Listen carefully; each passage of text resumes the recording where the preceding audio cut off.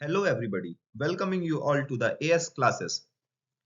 जैसा कि हमने साइंस सेक्शन स्टार्ट किया है, साइंस में हम बायोलॉजी पढ़ रहे हैं और बायोलॉजी में हमने लाइफ प्रोसेस के टॉपिक्स डिस्कस किए हैं। लाइफ प्रोसेस में हमने डाइजेस्टिव सिस्टम डिस्कस किया, रेस्पिरेटरी सिस्टम डिस्कस किया, एक्सक्रीटरी सिस्टम डिस्कस किया। आज हम एक नया टॉपिक पढ़ने जा रहे हैं जो है हमारा सर्कुलेटरी सिस्टम।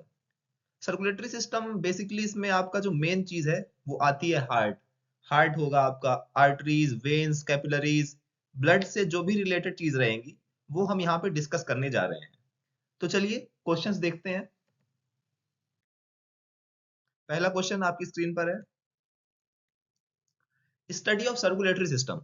ऑप्शंस हैं एंजियोलॉजी, हेमेटोलॉजी, पल्मोनोलॉजी और लास्ट ऑप्शन है न्यूरोलॉजी। देखिए, हम सर्कुलेटरी सिस्टम पढ़ने जा रहे हैं, हमें पहले जानना चाहिए कि इसकी स्टडी को क्या कहते हैं। तो जो इसकी स्टडी है वो कहलाती है हमारी एंजियोलॉजी। जो ऑप्शन ए है आपका, एंजियोलॉजी जो होती है हमारी सर्कुलेटरी सिस्टम की स्टडी को कहते हैं। तो इसका सही आंसर है आपका ऑप्शन ए, एंजियोलॉजी। अगला क्वेश्चन देखते हैं। Question number 2, father of circulatory system. अच्छा, सर्कुलेटरी सिस्टम के फादर कौन थे? फादर मतलब जिन्होंने इसका इन्वेंशन किया, जिन्होंने इसकी स्टडी की। तो ऑप्शंस है Robert Hooke, Stephen Fleming, Edward Jenner, last option है आपका विलियम हार्वे। तो सर्कुलेटरी सिस्टम के जो फादर हैं, जनक हैं, वो है हमारे जो ऑप्शन डी, विलियम हार्वे जी जो है, वो हमारे इसके फादर है सर्कुलेटरी सिस्टम के। सही आंसर है हमारा इसका ऑप्शन डी, विलियम हार्वे। अगला क्वेश्चन देखते हैं। Question number 3, dash carry deoxygenated blood. Options हैं आर्टरीज, वेन्स, कैपिलरीज और है आपका अयोर्टा। तो देखिए, जो जो ब्लड होता है हमारी बॉडी में वो बेसिकली दो टाइप्स के होते हैं। एक होता है हमारा ऑक्सीजनेटेड ब्लड और एक होता है हमारा डीऑक्सीजनेटेड ब्लड। ऑक्सीजनेटेड ब्लड मतलब क्या होता है? देखिए, नाम से ही समझ में आ रहा है, जो ऑक्सीजन रिच रिच ब्लड होगा, जिसमें ऑक्सीजन प्रेजेंट होगी ब्लड में, वो कहलाएगा हमारा ऑक्सीजनेटेड ब्लड। और जिसमें हमारी ऑक्सीजन प्रेजेंट नहीं होगी, प्रेजेंट मतलब कि जिसमें कंसंट्रेशन जो होगा ऑक्सीजन का वो कम होगा, वो कहलाएगा हमारा डीऑक्सीजनेटेड ब्लड। तो ये पूछ रहा है कि डीऑक्सीजनेटेड ब्लड, इनमें से जो चार ऑप्शंस दिए हैं इनमें से कौन डीऑक्सीजनेटेड ब्लड लेके चलता है? तो इसका जो सही आंसर होगा वो होगा हमारा वेन्स, जो ऑप्शन बी दिया हुआ है। देखिए, अब यहाँ पे वेन्स है।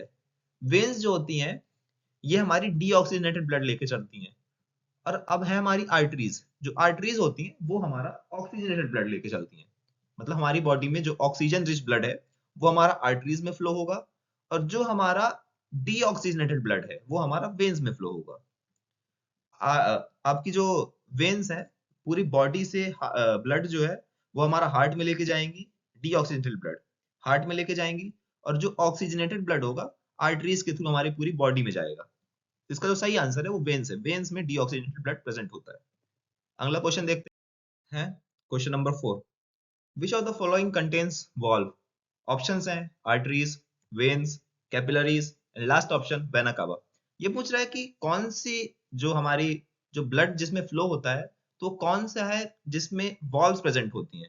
वॉल्व्स मतलब आपका यहाँ पे ये है कि ब्लड जो है यूनी डायरेक्शनल में फ्लो हो, मतलब एक डायरेक्शन में फ्लो हो। वॉल्व्स का काम ये होता है कि वो बैक फ्लो को रोकेगी।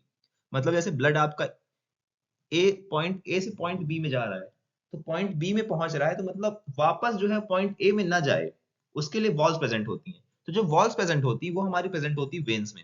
वेन्स में हमारी वॉल्स प्रेजेंट होती हैं।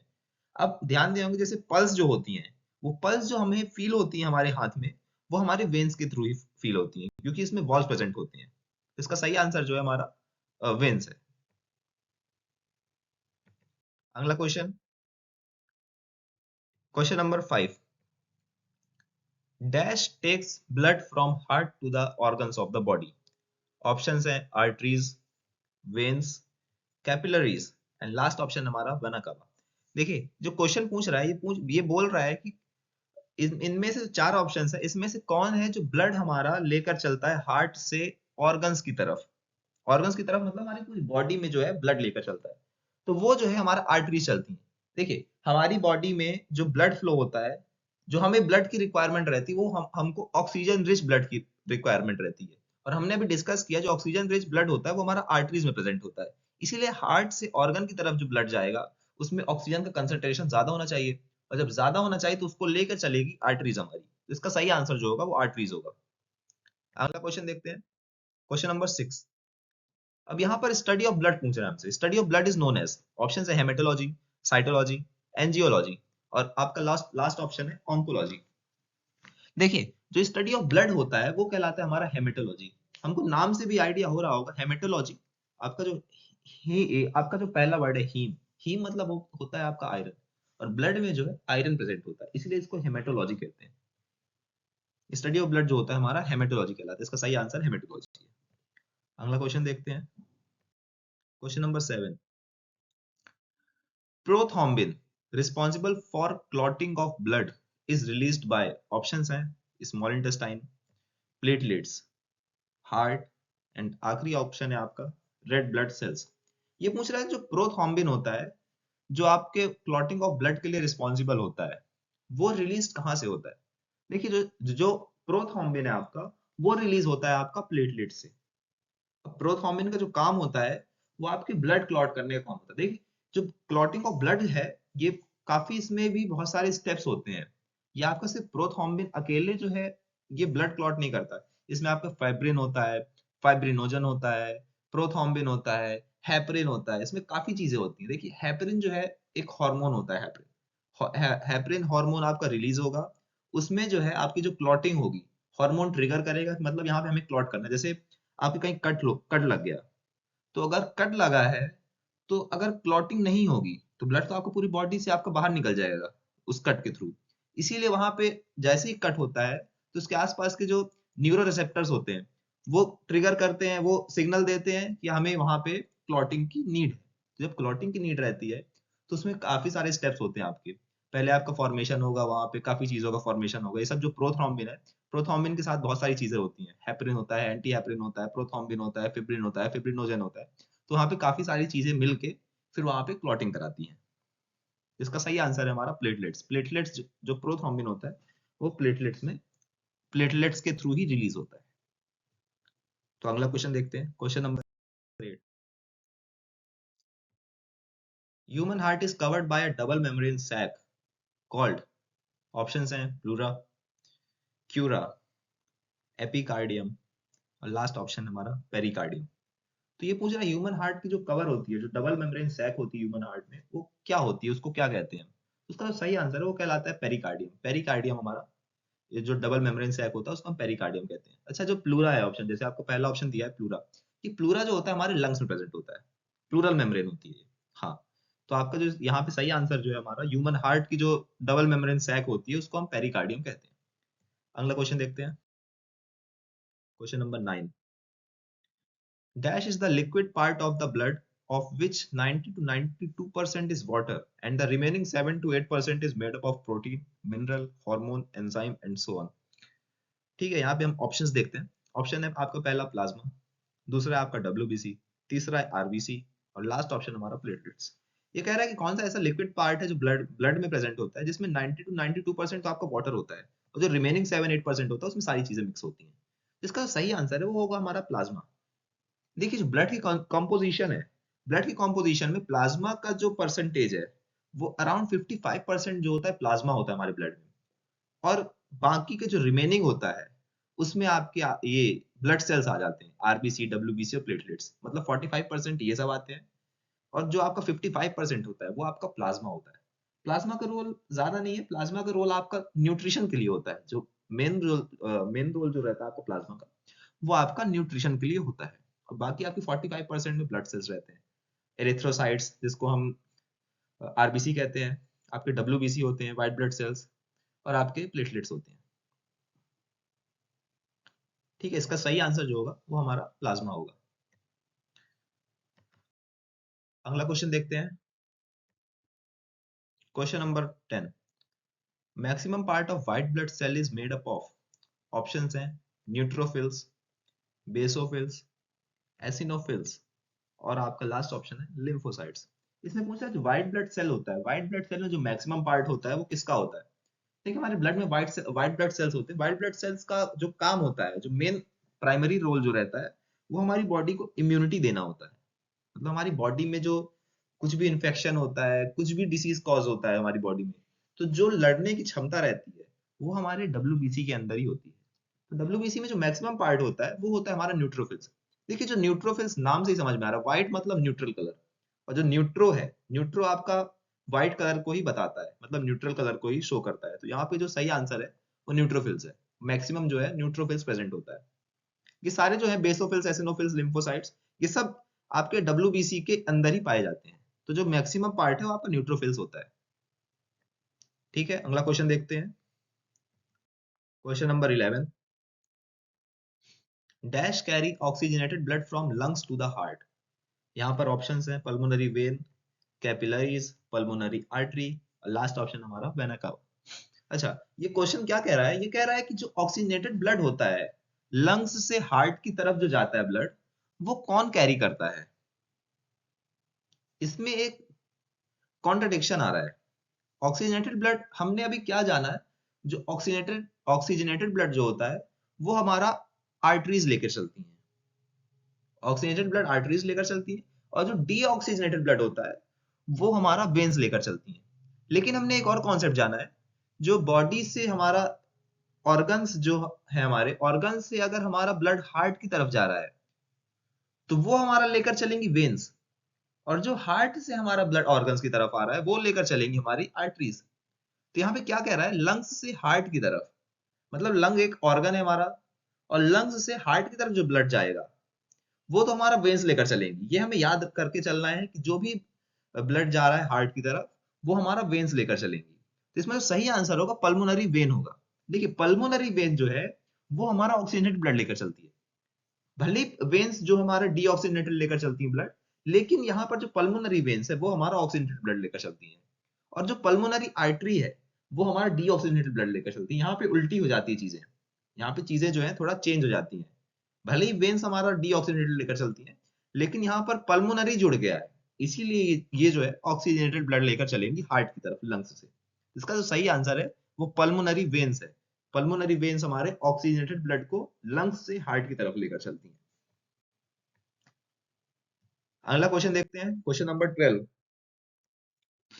the blood returning to the heart from lungs via pulmonary vein has more options है, आरबीसी पर ml of blood, हीमोग्लोबिन पर ml of blood, ऑक्सीजन पर ml of blood, और आखिरी है न्यूट्रिएंट पर ml of blood। इसमें पूछ रहा है जो ब्लड हमारा रिटर्न होके जा रहा है हार्ट की तरफ, लंग्स से हार्ट की तरफ जो जा रहा है पल्मोनरी वेन्स के थ्रू, उसमें क्या प्रेजेंट होता है ज्यादा। तो देखिए लंग्स से हमारा वहां पे एक्सचेंज ऑफ गैसेस होता है, मतलब ब्लड की जो कार्बन डाइऑक्साइड है वो बाहर जाती है, और जो लंग्स से हम इनहेल कर रहे हैं ऑक्सीजन रिच जो है वो हमारा ब्लड में मिक्स होता है।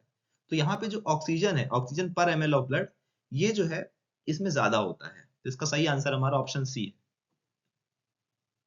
अगला क्वेश्चन देखते हैं, question number 13, which of the following cell is called soldier of human body. Options हैं डब्ल्यूबीसी, बेसोफिल्स, एसिनोफिल्स, और न्यूट्रोफिल्स।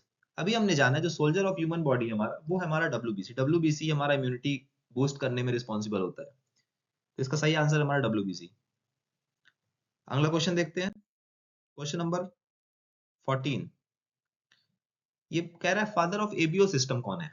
ऑप्शन है हमारे Karl Landsteiner, Wiener, Watson and Crick, and आखिरी ऑप्शन है हमारा विलियम हार्वे। देखिए एबीओ सिस्टम क्या है, यहाँ पे नया वर्ड है एबीओ सिस्टम।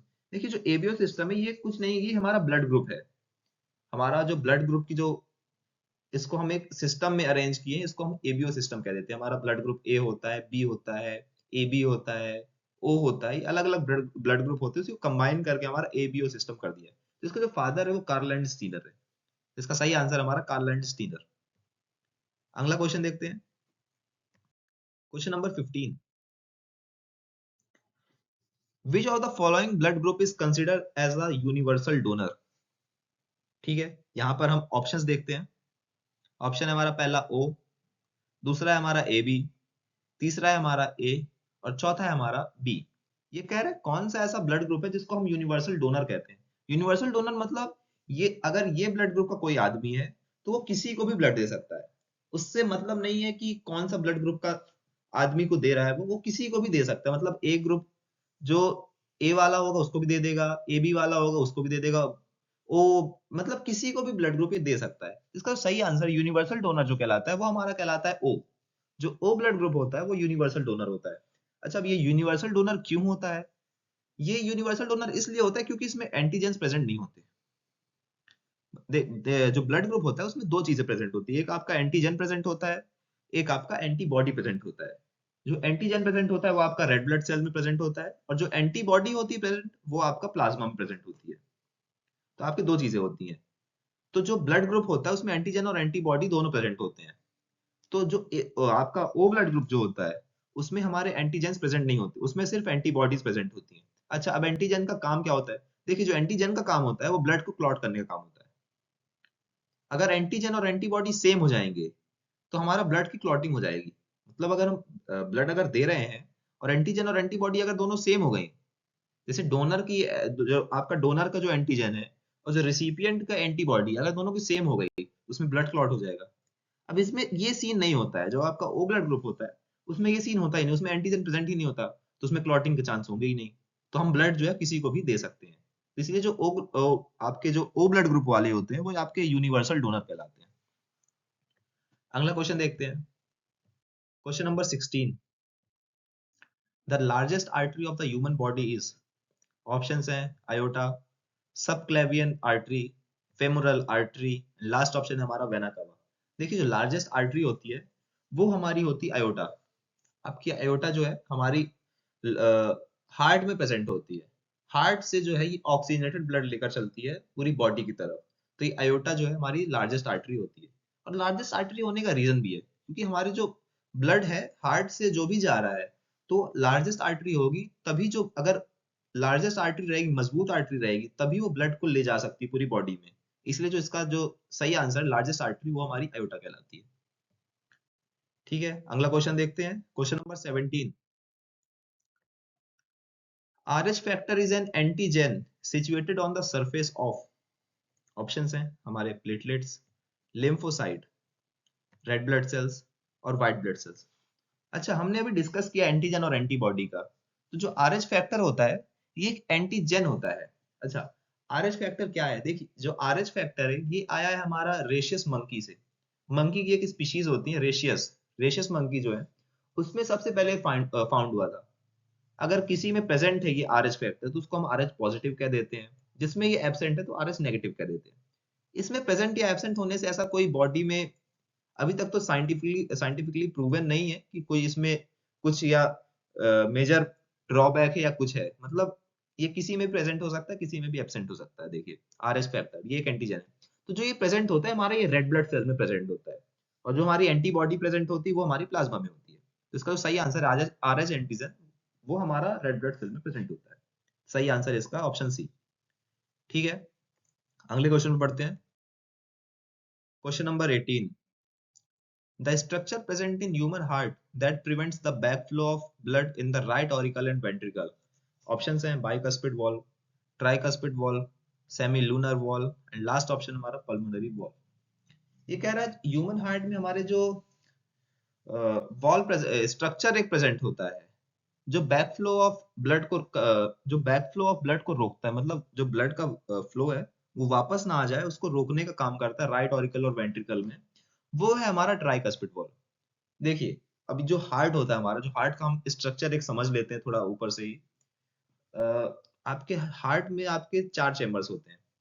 मतलब हम जो ह्यूमन बॉडी है हमारी मैमल्स है, इसमें हमारा फोर चैम्बर्ड हार्ट होता है। फोर चैम्बर्ड हार्ट होता है, इसका मतलब हम वार्म ब्लडेड कहलाते हैं। जिसमें भी फोर चैम्बर्ड हार्ट प्रेजेंट होगा वो कहलाएंगे हमारा वार्म ब्लडेड एनिमल्स। मतलब हम अपने बॉडी का टेम्परेचर रेगुलेट कर सकते हैं। मतलब अगर 2-3 डिग्री का फर्क हो रहा है हमारी बॉडी में तो हम उसको कंट्रोल कर सकते हैं। अब जो कोल्ड ब्लडेड एनिमल्स होते हैं वो इस चीज को मेंटेन नहीं कर पाते हैं।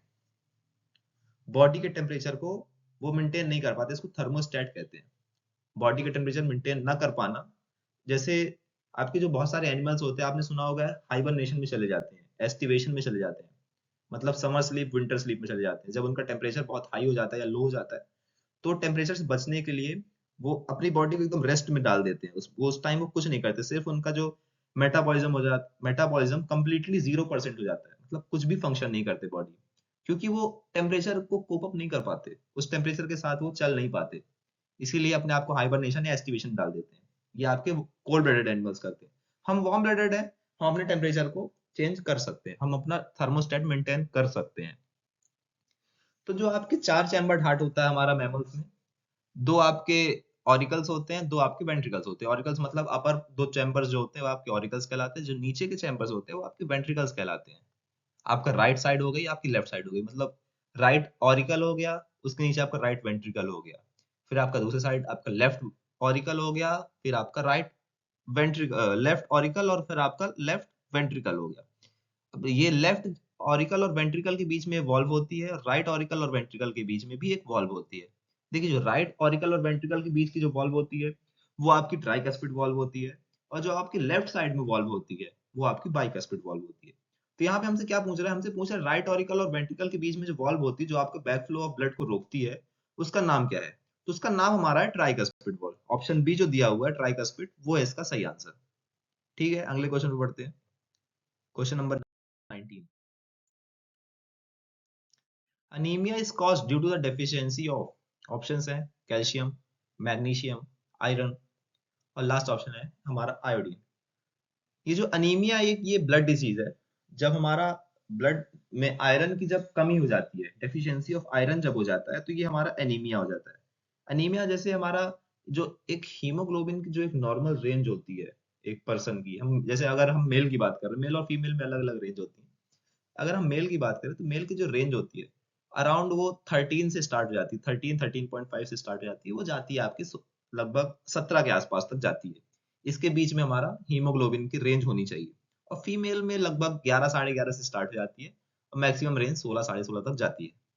अगर इससे कम रहती है तो हम उसको फिर एनीमिया के कैटेगरी में डाल देते हैं। जैसे ही कम होती जाती है, जितना कम होती जाती है उसको हम अनीमिया की कैटेगरी में लाते हैं, मतलब पेशेंट को अनीमिया का डिसीज है। तो इसकी जो कमी अनीमिया जो है हमारे आयरन की डेफिशिएंसी से होता है।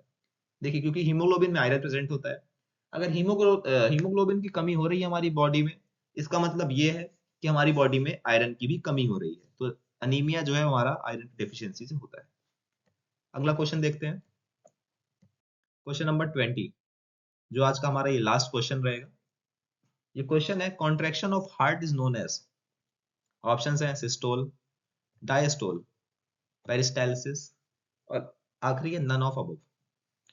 देखिए, जो कॉन्ट्रैक्शन ऑफ हार्ट है, इसका जो साइंटिफिक नेम जो है, इसको हम कहते हैं सिस्टोल कॉन्ट्रैक्शन, और जो आपका रिलैक्सेशन होता है उसको कहते हैं हम डायस्टोल। देखिए, कॉन्ट्रैक्शन, इसको मैं याद करने का एक ट्रिक बता दूं आपको, कॉन्ट्रैक्शन और रिलैक्सेशन का बहुत इजी ट्रिक है। कॉन्ट्रैक्शन मतलब क्या होता है, सिकुड़ना होता है, सिकुड़ गई चीजें, तो सिकुड़ने से आपका सिस्टोल हो गया। और आपका रिलैक्सेशन हो गया, रिलैक्सेशन मतलब फैलना, रिलैक्स हो गई चीजें। रिलैक्सेशन में आपका डायस्टोल दूसरा बचा जो है आपका, वो डायस्टोल हो जाएगा आपका रिलैक्सेशन में। इसका जो सही आंसर है कॉन्ट्रैक्शन में आपका सिस्टोल कहलाता है। पेरिस्टालसिस आपका ये जिगजैग मूवमेंट होता है, आपका इसोफेगस होता है, इस पे आपका जिगजैग मूवमेंट होता है, इसके थ्रू फूड जो है आपका फूड पाइप से होते हुए आपका पेट पे जाता है। जो स्टमक में जो फूड जाता है वो आपका पेरिस्टालसिस मूवमेंट के थ्रू जाता है। इसका सही आंसर कॉन्ट्रैक्शन ऑफ हार्ट आपका ऑप्शन ए होगा, सिस्टोल। ठीक है, तो आज के लिए बस इतना ही था।